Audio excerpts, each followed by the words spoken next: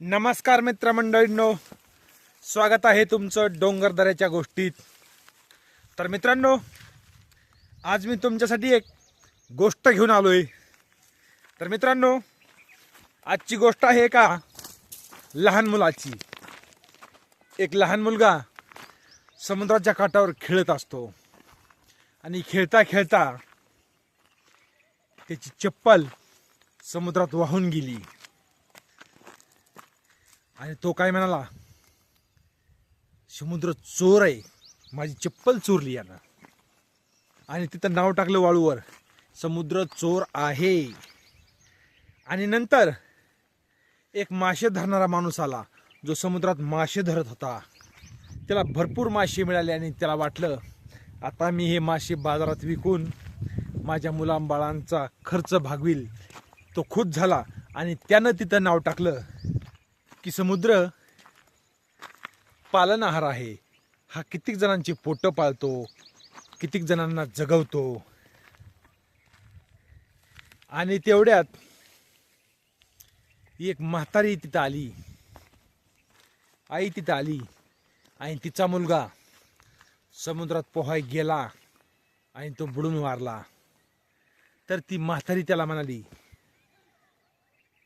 समुद्र खुनी आहे, यानं माझ्या मुलाचा बळी घेतलाय, हा खुनी आहे. तेवढ्यात एक माणूस तिथं आला आणि त्याला समुद्रातील मोती सापडला. तर तो काय म्हणाला, समुद्र दानी आहे, मला मोती दिला. आणि तेवढ्यात एक लाट आली आणि ज्यांनी ज्यांनी जसा जसा समुद्र आहे असे असे त्या वाळूवर नावं टाकले होते, ते नावं त्या लाटेमुळे साफ झाले. आणि मग कोणतंच नाव तिथं राहिलं नाही, नाही चांगलं राहिलं, नाही वाईट राहिलं. तसं ही गोष्ट मी तुम्हाला कशासाठी सांगितली, की आपण वागायचं ते समुद्रासारखं. कुणी चांगलं म्हणील, कुणी वाईट म्हणील. तसं मित्रांनो, आपण काही करायलो, कुणी आपल्याला नावं ठेवायला लागलं तरी त्यांच्या बोलण्याकडे कधी लक्ष द्यायचं नाही. कारण लोक फक्त आपली मजाक उडवतात. आपल्या घरी भाकर कुणी अर्धे आणून देत नाही.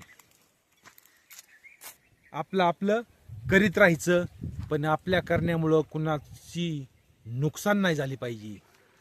तर मित्रांनो, कशी वाटली आजची डोंगरमाळाची गोष्ट कमेंट करून अवश्य सांगा. आणि भेटू उद्याच्याला. तोपर्यंत नमस्कार.